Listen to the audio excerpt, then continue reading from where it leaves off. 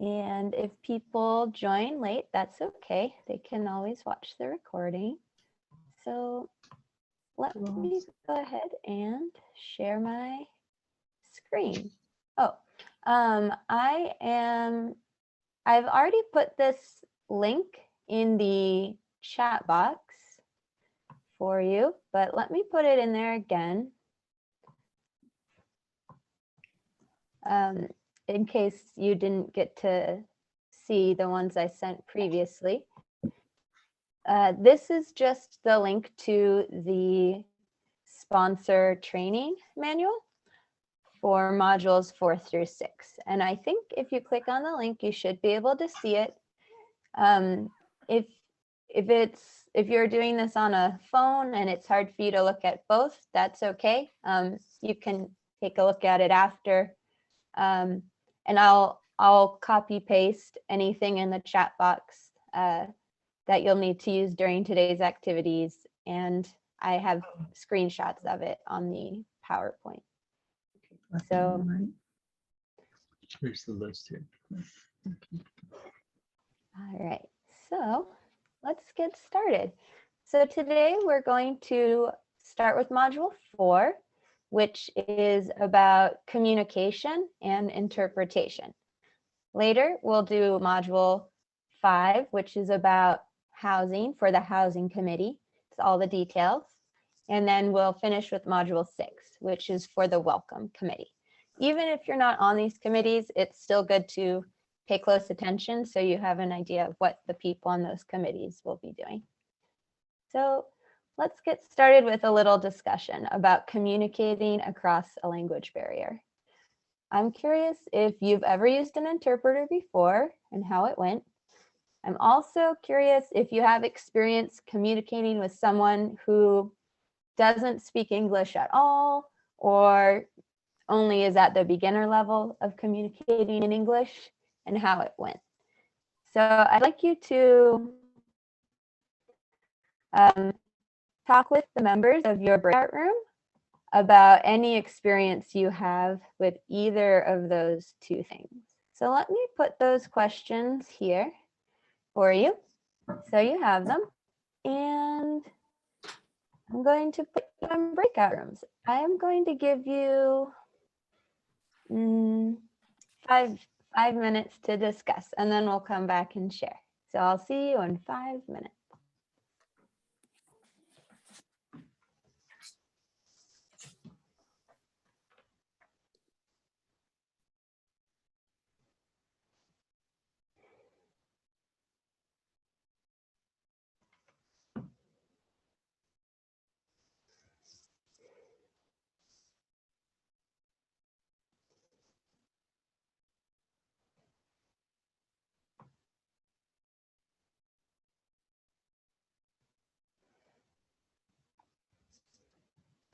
Hello.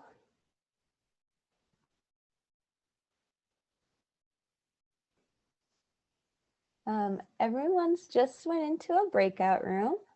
I'll give you some information about what they're talking about. Today's first topic is communication and interpretation. So we're going to discuss in the breakout rooms, have you ever used an interpreter before? And how did it go? And have you ever communicated with someone with beginning English proficiency? Maybe someone who didn't speak English at all, or maybe they just are at the beginner level. So I put those questions in the chat and I'm going to assign you to breakout rooms.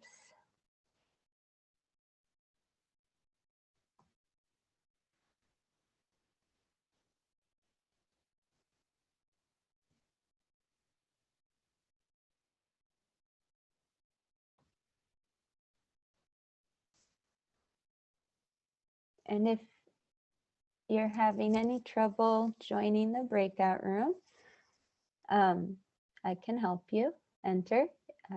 Everyone's muted with cameras off at the moment.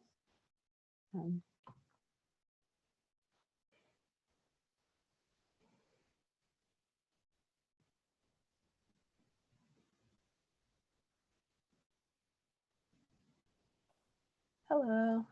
Hi, Bob Sheep and I are both here. You can't see him, but he's here. Okay. Great. Great. Nice to have you both. Do you have any question about how to join the breakout room?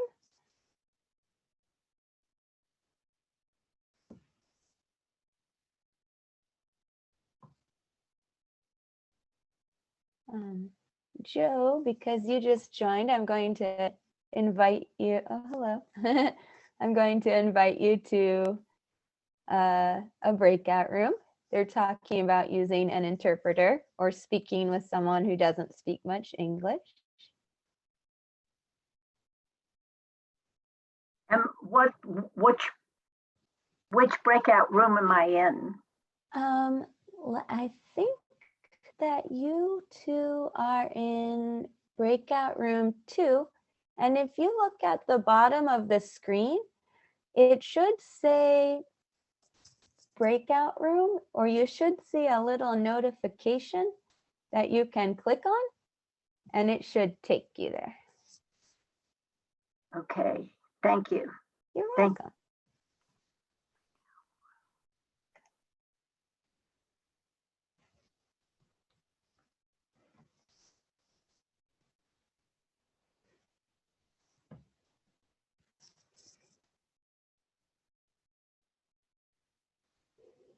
All right, Tim and Sandy, I'm going to check on the other groups, but I'll be back if you have questions.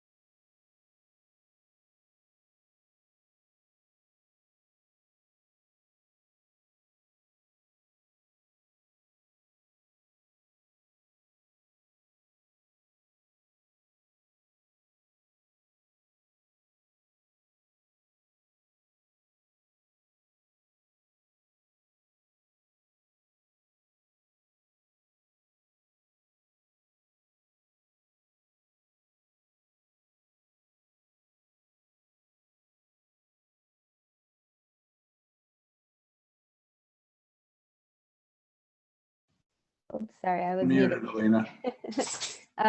In your group, were you able to hear Marilyn at all? No. Okay. Oh, here, Carol Galbraith. Looks like she's on her way in. Oh, okay, great.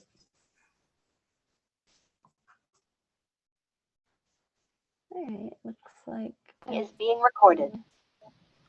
All right, I think everyone should be back now. Hello, welcome back. I think you might be muted now that you've returned. So if you'd like to speak, you can unmute yourself. For anyone who just came recently, we were just in breakout rooms discussing, have you ever used an interpreter before? Or have you ever communicated with someone who doesn't speak much English? And how did it go? Does anyone want to share something they said in their breakout room or something their group discussed?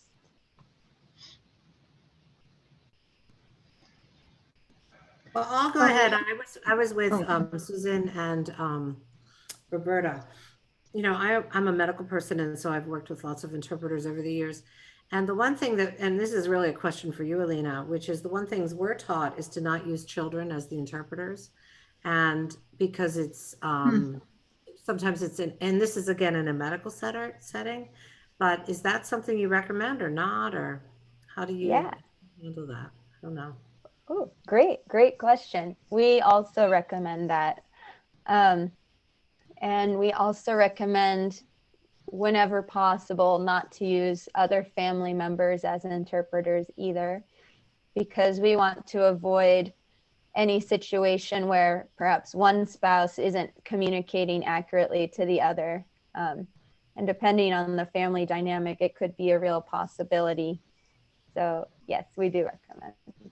And I will tell you some resources you can use to find interpreters as well. Are most of the interpreters that you've worked with, are they people of that culture that know English, or are they people that are Americans or Europeans that learn the second language like Afghanistan, or other cultures? That's a good question. Most of the interpreters that we use do speak the language they're interpreting as a native language. So they usually share the culture or the culture of a neighboring country. For example, some of our Afghanistan clients, when we call an interpreter, the speaker's actually speaking Persian from Iran, for example, but they will still have some knowledge of the culture of Afghanistan usually. So that's a good question. Does anyone else want to share anything they talked about? Well, Yeah, we talked to, oh. Go ahead, no, sorry, go ahead. Yeah, ours was really a sort of a practical thing, and that is, it's a matter of timing, because you need to break things up into small bites, talk slowly, give the interpreter a chance to say, and then the person has a chance to say, and then the interpreter says it back to us.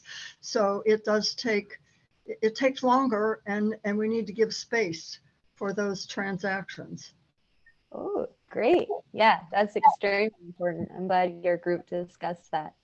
Well, that's wonderful. Thanks for sharing. I'm going to go back to presenting the PowerPoint, and we're going to talk about some best practices for using an interpreter, but also for communicating with someone who is still a beginner or intermediate speaker of English. You can use this mnemonic device to help you remember to speak, first of all, slowly. The slower you speak, the more time they'll have to interpret in their own heads if you're speaking directly to an English language learner, but also for the interpreter. Most of them speak very, very good English, but occasionally we might use words that are new for them. So speaking more slowly will help them have more time to figure it out if they're not sure about something. Pause often. This will give an English language learner time to think, and it will give the interpreter time to interpret. I also strongly recommend that you enunciate and use exact language.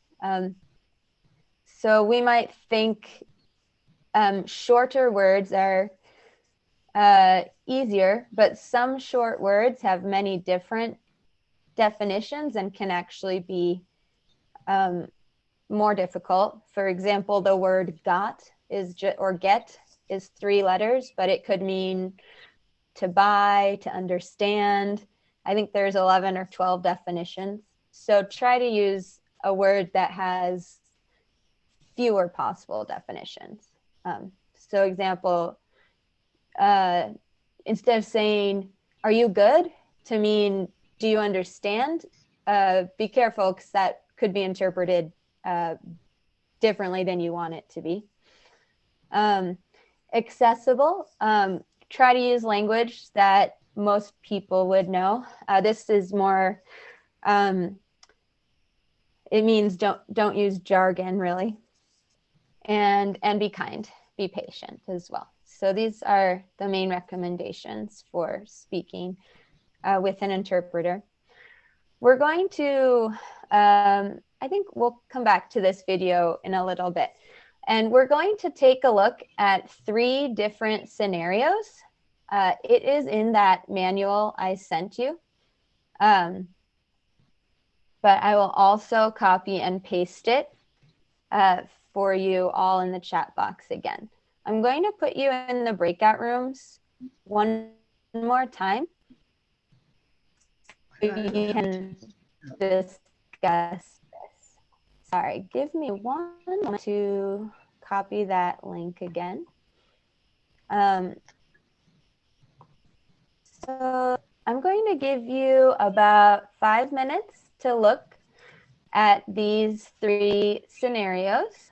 You are going to, if you click on that link I just put in the chat box on the second page.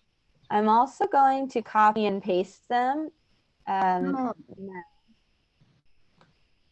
So What happened here? here's the first one. And here is the second one. Oops.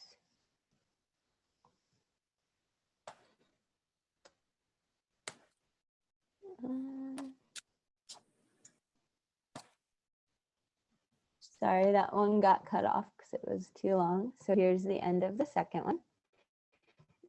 And then here is the third one. So I'm going to put you in your breakout rooms and I'll copy paste them in there as well. So also in 5 minutes.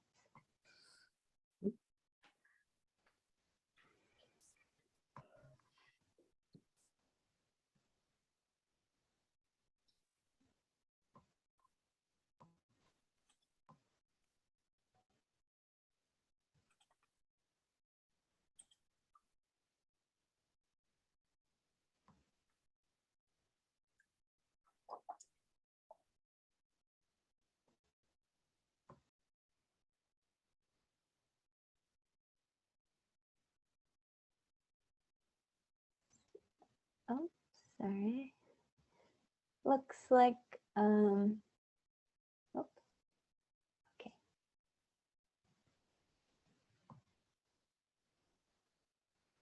I saw 2 for Bobby Hartman. So I think, Bobby, you are in one of the rooms. So I will go check.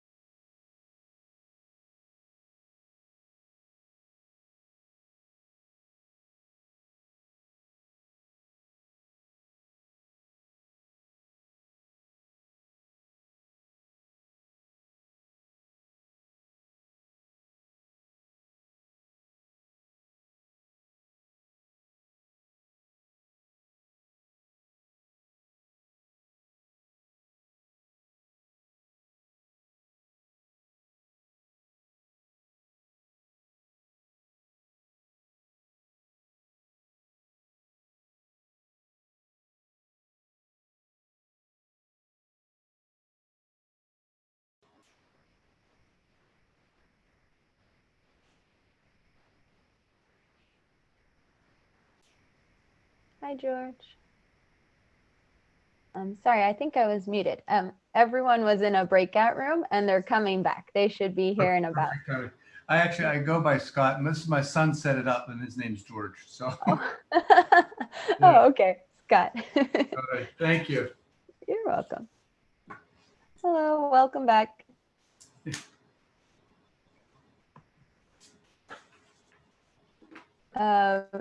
My computer didn't want me to join the rooms easily, so I had trouble getting to them to copy.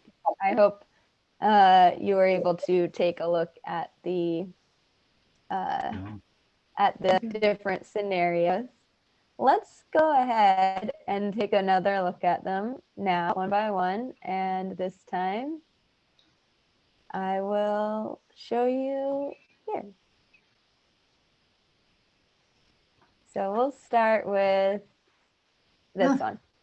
Does anyone want to share what they think were some things that could be improved with this first interpretation example?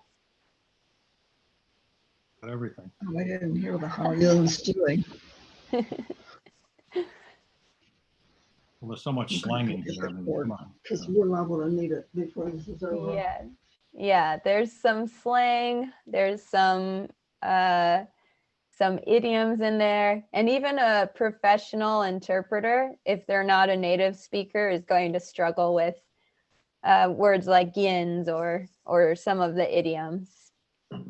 So yes, and it can be hard because some things are so common we don't even really think about them as idioms anymore. Okay, let's take a look at this second one about the interpreter over the phone. Anything your groups discussed about this one? Yeah, this is like a worst case scenario. I mean, trying to do too many things at one time in a crowded bus or even uncrowded bus where there'll be echo on a speakerphone, which would be totally inappropriate for any scenario. There's just a lot wrong with this. Yeah. Yes, definitely a bus training where you're training the family how to use a bus. If there's any possible way to get an in-person interpreter, that would be much better because it's so loud there. And you're right, this second volunteer is trying to explain way too much without giving the interpreter any time to explain. Yeah, What about this third one about going to the bank? Any thoughts on this one? Yeah, maybe this comment would fit all of them, which would be that you'd set aside time before you went into the bank or into the bus and have a sit down or whatever with everyone and kind of give them a preview of what's about to happen. I mean, in the case of documents, maybe you'd have an example of the documents that are needed before you go into the place and do your business or the bus or whatever it might be. Yes, great. If you have the opportunity to give the interpreter some context ahead of time, that will be helpful for them to interpret very well. And also, it is best to speak directly to the person who doesn't speak English. So rather than saying, interpreter, please tell him blah, blah, blah. It's better to just say, please show your passport to the bank teller. And then the interpreter will repeat what you say word for word in the native language of the person you're speaking to. So this will be good for a few reasons. A couple reasons include it will be faster. It will also be clearer. It does take a little practice to get used to doing this. So don't worry if it's difficult to do at first. Is it? Oh, I'm sorry. No, go ahead. My only question is, do you ever call the bank ahead to see if anyone would speak the language? Especially in a big bank. Now, I don't know if PNC or something like that, would, but they may have someone that could communicate. And I'm one of those people that I don't trust people if I don't know what they're saying. It's like, signing, at a dealership of an, when you buy a car. I don't necessarily trust that all those papers say what they're going to say. And so I just feel like if I was going to put money in a bank, I'd be a little nervous if I couldn't understand what they were saying. Yeah, yeah, absolutely. So I'll give you two answers. JFCS has that common languages that our clients have local interpreters that we use for them. And we trust them and have experience with them. And we will I'm having trouble hearing you. Yep. They're okay Elena, your audio to, is freezing a little bit. contract with Elena, the sponsorship groups Elena, for the Oakmont Press. Elena. She's not seeing us. Yeah, And- her video is frozen too, so she may not be hearing us. Yeah, I think so. Now? No, her connection is on. Someone is went to shed already. Oh, she moved. Something's working, but Yeah. her audio was not working.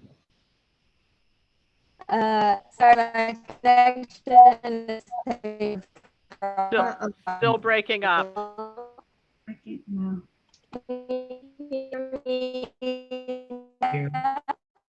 Connection's having a problem. That's from her. I wonder if we get off video, if that might help her. Do you think? I don't know. No, it's her. I think it's her connection, but it's worth it. We should just dial back in. Yeah, and that'll the problem will be too. She needs to share her screen, so she's No. going to need that bandwidth anyway. And it didn't help.